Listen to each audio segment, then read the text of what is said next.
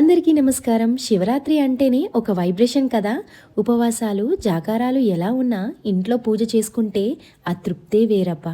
అందుకే ఈరోజు మా ఇంట్లో పూజ ప్రిపరేషన్స్ ఎలా జరుగుతున్నాయో ఈ చిన్న మినీ వ్లాగ్లో చూపిస్తాను చూడండి. ఏ శుభకార్యానికైనా పూజకైనా ముందుగా మనల్ని మనం శుద్ధి చేసుకోవాలి. మన సాంప్రదాయంలో పాదాలకు పసుపు రాసుకోవడం అనేది ఐశ్వర్యానికి, ఆరోగ్యానికి సూచిక.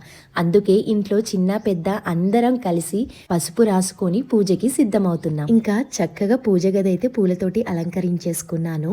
శివయ్యకి అభిషేకం చేయాలి కదా, ఆ పదార్థాలు కూడా పక్కనే రెడీ చేసి పెట్టుకున్నాను. ఒక విషయం చెప్తానండి, మనం పూజలో కూర్చుంటున్నప్పుడు మన జుట్టు, ముక్కు, కాళ్ళు నీలం తాకడం ఇలాంటివి అస్సలు చేయకూడదు.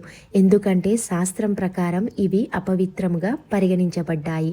ఒకవేళ మీరు తాకినట్లయితే చేతులు శుభ్రంగా కడుక్కొని పూజ అయితే మొదలెట్టండి. ఒకవేళ పూజ మధ్యలో మీరు జుట్టును కానీ, నేలను కానీ, చెవుని కానీ, ముక్కుని కానీ తాకినట్లయితే ఒక చిన్న గ్లాసులో నీళ్లు పక్కన పెట్టుకొని ఈ మంత్రాన్ని అంటూ చేతులు కడుక్కోండి. ఓం పుండరీకాంక్షాయ నమః అని స్మరించుకొని చేతులపై నీళ్లు చల్లుకోండి. ఇంకా శివయ్య పూజ ఎలా చేసుకున్నామో నెక్స్ట్ మినీ వ్లాగ్లో చూపిస్తాను. నా ఛానల్ని సపోర్ట్ చేయడం మర్చిపోకండి. మీ సపోర్ట్ని సబ్స్క్రైబ్ ద్వారా తెలపండి.